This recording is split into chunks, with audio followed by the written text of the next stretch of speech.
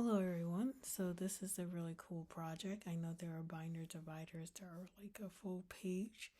Um, I like smaller ones, and here I am going to make my own using these materials right here. The white glitter cardstock is from the Thanksgiving mystery box.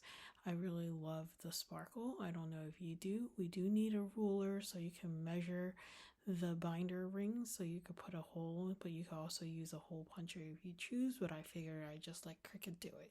So I'm gonna use my app. I'm gonna switch and make sure my machine is on the correct machine, which is the maker. I'm gonna use basic shapes, and there's a square and an oval in design space to create this binder divider.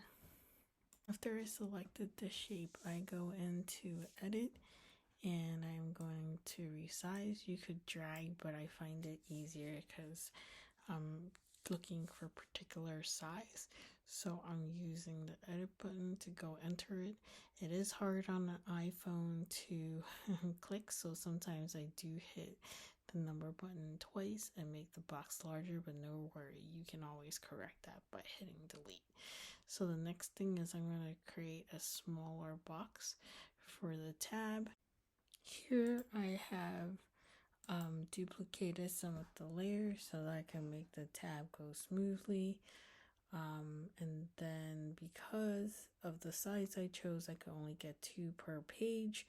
So I hid one layer and I am hitting make it. After I hit make it, I'm going to follow instructions on the screen. I'm going to put in what type of cardstock this is and let the machine guide me to my next steps. Because this is glitter cardstock, I'm going to put a little bit more pressure. You have to make sure your mat is clean and sticky enough to hold the paper down so it doesn't wiggle when it's cutting. And let's get on our way.